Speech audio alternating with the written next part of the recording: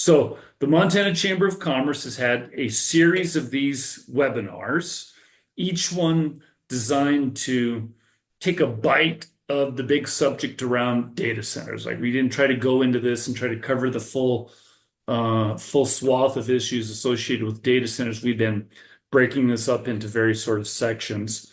We've had a webinar on permitting and water consumption, electricity demands, and I'm sure there's several others that I can't remember off the top of my head. But we're moving into this piece here, which is kind of the impact to communities, particularly in the education field. And so I'm really thrilled to have Dr. Nick Bergman from the Quincy School District join us today. And that's in Washington State. Quincy's a small, similar to a lot of towns in Montana, small area, and he has some pretty in-depth sort of experience, if you will, with data centers in his community. And so, rather than do a traditional sort of PowerPoint sort of presentation, Nick and I've got this kind of arranged so that it's a bit of a virtual fireside chat.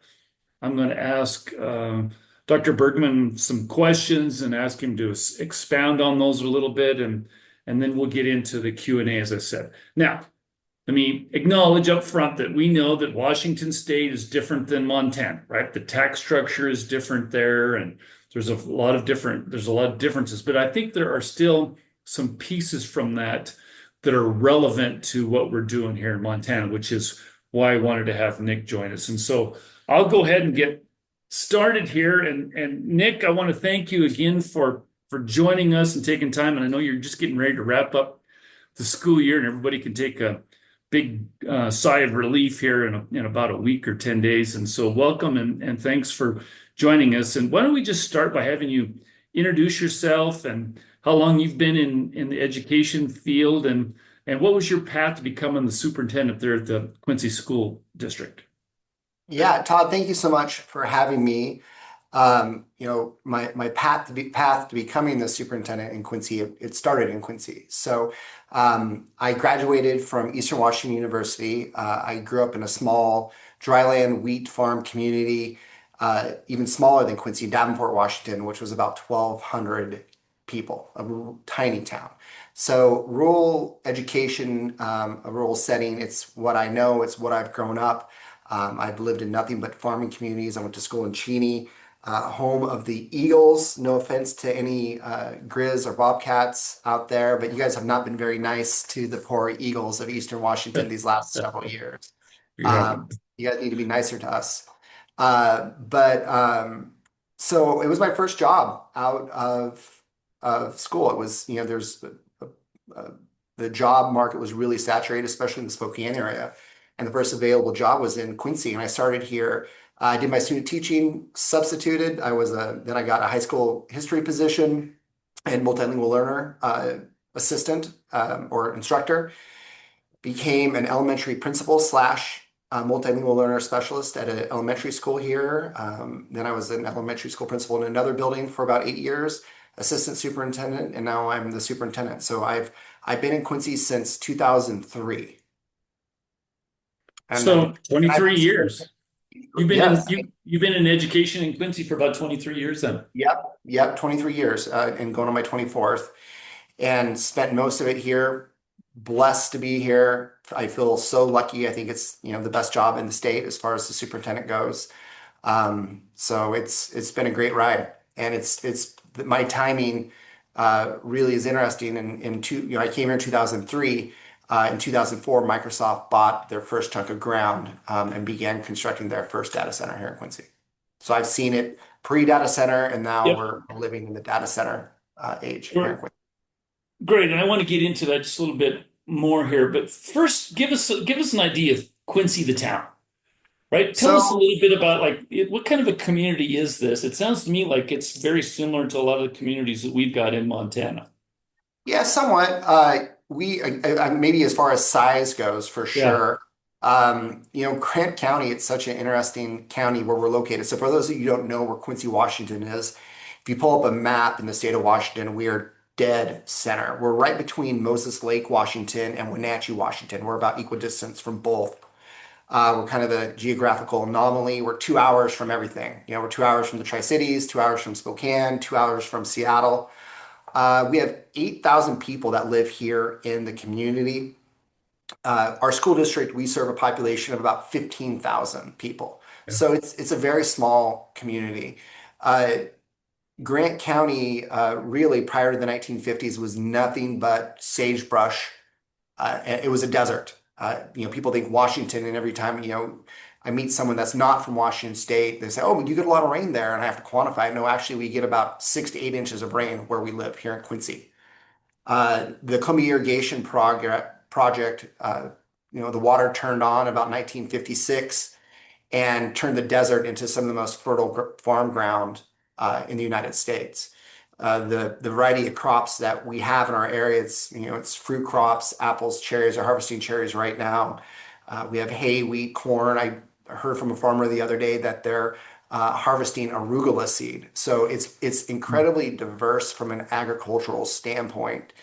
And that's really what was kind of the first boom in Quincy. And when I first moved here in 2003, we had agricultural processing plants, we had row crops, farm ground, and that was really about it in Quincy. The economy wasn't really diverse. It was either agriculture or bust. Agriculture or bust. That's an interesting way to put it too. When you say agricultural processing, can you give me an idea of like who was operating there? Are these like were Yeah, these big facilities or medium? huge Huge. facilities. We have Yeah. bean processors. Central Bean is here. Simplot, Conagra are both here. We have a massive cold store facility with frozen vegetables. We have apple processing plants.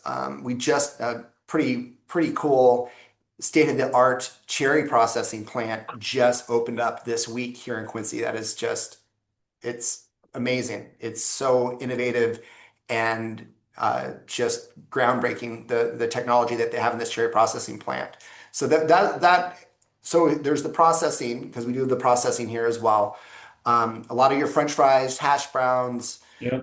are made here in Quincy as well. McDonald's, Five Guys, we distribute to Walmart, all the major grocery store chains. A lot of the potatoes that you eat, pull off your grocery stores, there's a good chance it probably came from Quincy.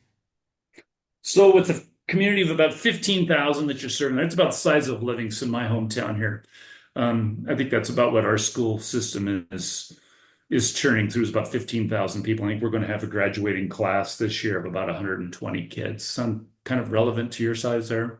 Yeah, our district, we serve approximately 3,300 kids. Our graduating class this year is going to be, oh, right around 230 Yeah, so seniors will a little graduate. bigger. It's a Yeah. little bigger, and you know, and we are a poor, low income community. We have our free and reduced lunch rate. So for Mm. those students who would qualify for low income food assistance, we're right about 73% of our students, which has actually taken about a 10% drop in the last 10 years. 10 years ago, we were 83% free and reduced. Now we're 73% free and reduced, and we're seeing that number drop.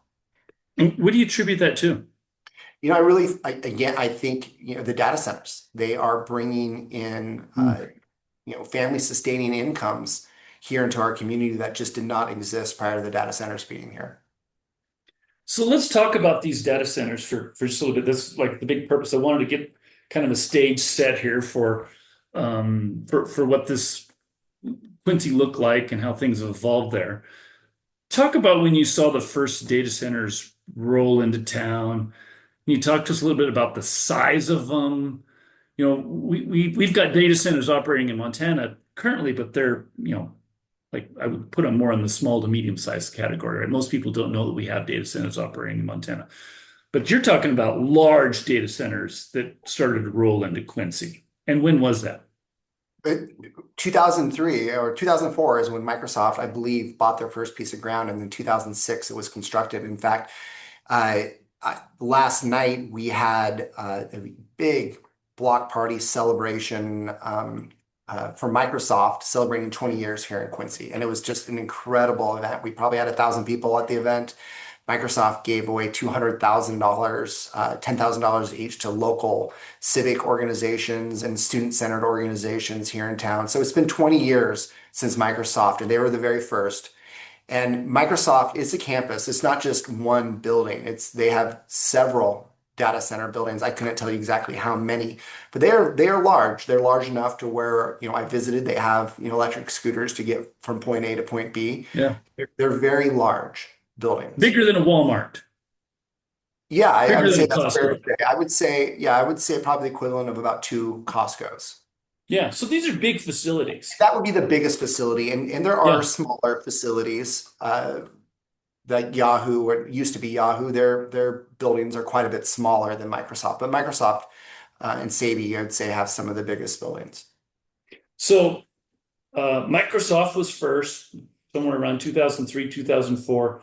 What have you seen since Microsoft kind of opened up the doorway for data centers in Quincy? Well, since Microsoft came here, we now have 9 companies that have located here in Quincy. Yeah. So it has really taken off. And our community has And been, for the most part, really welcoming, and have found, a lot of great value in having them here in our community. were they initially welcoming, Nick, or was this, I would was it? say I would say there's community members who were certainly resistant to them, and especially the biggest concern then was they have diesel generators that Hmm. um, if there's a power outage, they fire up, and then um, after they have to fire them up at least once a month. They're big cat generators. So there was a little concern about pollution, but we do have EPA monitoring systems. It's a superintendent. I have to check our EPA, especially during smoke season. I haven't seen any noticeable uptick in the pollutants. We have 2 major highways. There's more pollutants coming into the community from the 2 major highways than the data centers. So once you contextualize it, and then the diesel generators that they're put in there now, they're as clean, as efficient as they possibly can be. It's not like an open stack of diesel that's getting poured into this to the atmosphere. So it's very clean diesel. But no, we that was the biggest pushback. Yeah. And describe the noise associated with it. I had somebody ask me the other day, it's like, oh, these data centers are noisy. And it's You like, know, I don't know. I didn't know that was an issue till I talked to some people from Montana, and that was their perception as well. If you look up Quincy, I know some of you are online. If you Google Quincy, you can see our community, and you can see we have schools right next to data centers. One of our schools, Mountain View Elementary, is probably 3 blocks away from a major data center, and it's adjacent to the Microsoft campus. I walk into that school multiple times a month, and I have yet to go, what is that noise? You don't notice them. You can't hear Hmm. them. And I think where that misconception comes from, and it was kind of explained to me, and we did uh, have some serious issues around Bitcoin miners in our community that were setting Hmm. up Bitcoin servers in containers that were very loud, and the light was very obnoxious, and the city council banned Bitcoin miners in our community. But the data centers, I have not noticed any light or noise pollution. You know, I think it's fair to say that our football field that is located right in the middle of a neighborhood puts out a lot more light and a lot more noise on a Friday night than any of our data centers. That's a great analogy there, the football field. Because I was going to ask you about the light, because I've had a few people talk about the light component to it as well. And like, so we don't have this in Montana. So I think there's a lot of folks just trying to fill in some of the gaps as far as information is related to this. And like light doesn't seem to be an issue for you, and definitely not noise. Not that we've noticed, not that I've noticed. I don't, Yeah. I live out of town. I don't live, I live in the district, but I live out of town. But I spend plenty of nights in Quincy in my job, and I have not noticed the light as a light pollution. And we have major housing developments. If you look at Google Maps as well, we have some significant housing investments going into Quincy right now, and they are essentially across the street from a data center. So our developers wouldn't be putting millions of dollars into building new homes in Quincy if those were a significant issue, because we just haven't found that here in Quincy. I can't speak to other communities, but certainly not here. Yep. So let's talk about the tax piece of this and the direct benefit, that you've seen in that school system there. Because you started there about the first time the data center rolled into Mhm. Quincy, and now you see you got like what, nine? Nine, nine, So and the majority of those have multiple buildings on the piece of property that they own. yeah. And I know, right? I said at the top, it's like I know the tax structure is different in Washington than it is in Montana. But can you talk to us about what you've seen as far as a revenue impact for for the schools that you're in charge of there in Quincy, and like what's that amounted to? It's been significant. We just ran a bond, or not a bond, excuse me. We ran a bond in 2016 to build a new high school and renovate several elementaries and build new gymnasiums for our elementary schools. And in 2016, the bond passed at $1.96 per thousand, and that was a $108 million bond. Fast forward to today, that same amount, and that's a 108 million dollars at $1.96. That's pretty low value. Now that same bond is running right about 90 cents. That's what taxpayers are paying because the assessed values have gone up so much. So it's dropped the tax rates, extremely favorable rates for our property owners here in our school district. Our last levy, we ran a levy at $1.25. We'll collect about $10.5 million, and we can do that at $1.25 per thousand. So Yeah. again, it's considerable savings. And when you compare that to adjacent communities, their taxpayers are paying much more than the citizens here in Quincy are. So we Yeah, are those kind are of those are big property taxpayers, those data centers. Like they're massive. really They massive. Yeah. pay here in Quincy, they for our bond and levy, they pay 54% or 54 cents of every tax dollar that we collect. Yeah. So, How we many couldn't do people the in things that we're doing here in Quincy without them. We would not have this new high school that's just absolutely stunning without the support of the data centers tax revenue. Interesting. Um, right, I know you're not the data center expert, but how many people are you estimating are employed there by the data centers? I can't give an exact amount, but I know Savvy, for example, I think at any one time on their campus, they'll have 300 to 400 people Yeah. there working. And then I would say Microsoft is probably about the same. And that doesn't include people working just for Savvy, because within Savvy, particularly because it's a rental space, they have people that they are not employed by Savvy, but they work for maybe T-Mobile, or they work for Netflix, or they work for another company and they're renting server space there. And I know Savvy, though, themselves, I don't know Microsoft exact numbers, but I do know quite a few people do um, uh, of our former graduates work for Microsoft. But I know Savvy, it's right around 18 former graduates are employed by Savvy specifically. Hmm. Anything else on the benefit to the education system that you want that I may have missed? Well, I I don't want to think leave anything out. one benefit, there's kind of the misconception that these server farms come in and they just want to use and exploit and not be partners with the community. Hmm. And we found that to be nothing, I mean, that not even close. They are amazing partners. Microsoft, if it wasn't for Microsoft, we would not have the robust computer science program that we have within our school district. And we have a K-12 computer science program with about 200 students in the high school enrolled in the computer science program. They have a program called TEALS. We were one of the first high schools in the state to roll out TEALS, which is an advanced computer science program in our high school. And back in the day, really you had to go to Bellevue or Redmond or Kirkland High School to get those kind of experiences. And Microsoft in our community brought those to our community, and that's a significant benefit to us and particularly our students. It's been powerful. Sadie's been a wonderful partner. Vantage they've been great partners. They're great thought partners. They sit on our career and technical education. They sit on our tech advisory boards to make sure that what we're teaching our students are reflective of what the industry needs and demands are. So they've been just amazing partners with us. It's not just the tax revenue is fantastic, but that's half the story. They Interesting. cover their guest speakers. We have a former Microsoft employee who worked in the data centers. He zooms in to teach our most advanced computer science coding classes every day for free because of the connections that he's made with our kids and our teachers here in Quincy. That's great.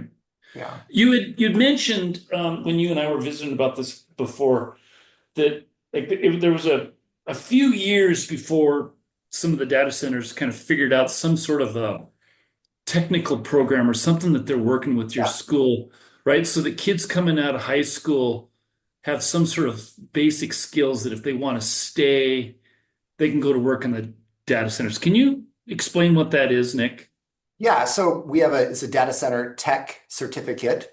So students that go through our computer science pathway, they can take a couple more classes within our high school to get a data center tech, and that qualifies our students for an entry level position at one of the data centers. And the entry level positions, they can run anywhere from 60 to $80,000, depending what they're doing. And for a kid coming right out of high school, it really, that's a serious income, and that can change some lives.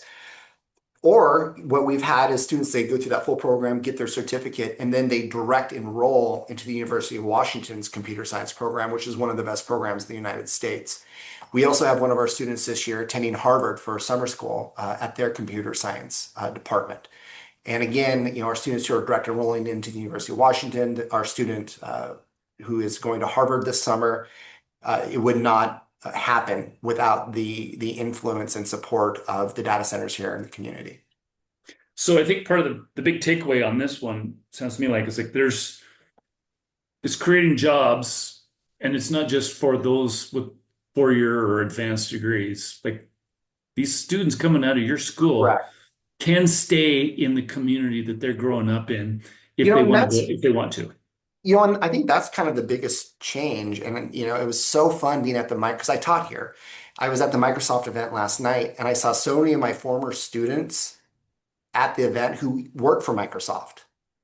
And Mm. they're able to have awesome jobs, contribute to the community, raise their family, make it a positive impact right here at the in the very city they grew up in. Where prior to our data centers, those same students, they would have had to either go to Wenatchee, go to Moses Lake, Seattle, Spokane to pursue their career. And another example of a kiddo who works, not a kiddo, he's a young man who works for Sadie. He's still, I mean, yeah, he graduated in 2017, so I guess he's still a kid to me.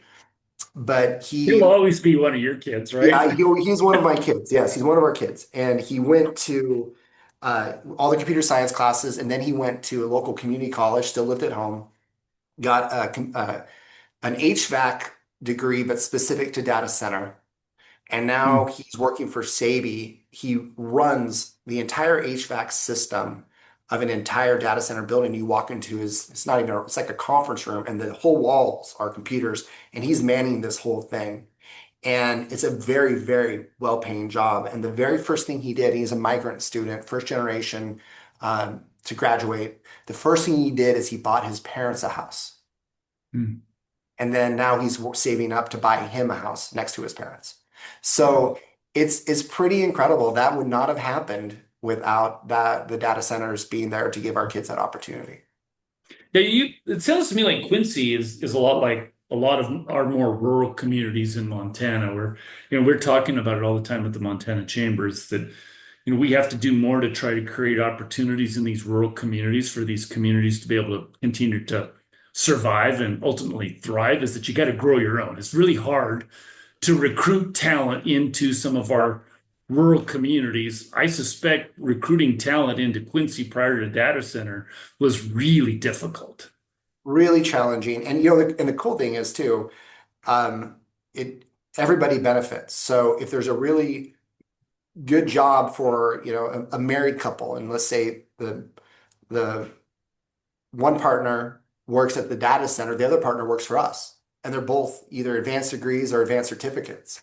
So there's multiple organizations benefit when you have, a dual income. That's a that's at a rate that can support a family.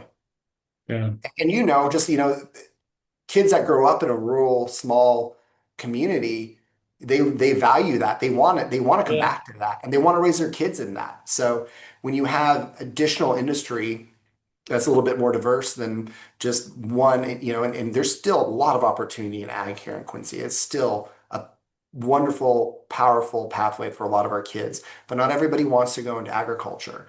So there's the data center piece, and the data center, the cool thing, it is themselves are pretty diverse too. They have engineers, they have HVAC, they have electricians.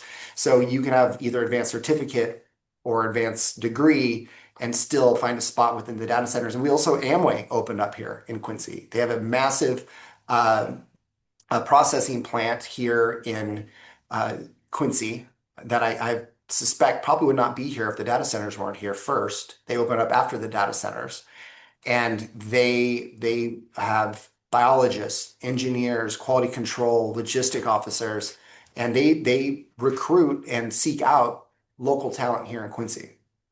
Yeah. Before we wrap up and open it up to Q&A, and we already had a question come in through the chat, and I'll ask that as soon as we stop here. Is there anything else that I may have overlooked here, Nick, that would be valuable? I mean, this was a fascinating conversation for me. You and I, we chatted about this briefly, but you filled me in on a whole lot of details that I wasn't aware of until today. So thank you. Yeah. No, I mean, I think we covered most of it. It's been the data centers have been wonderful partners, and they continue to be.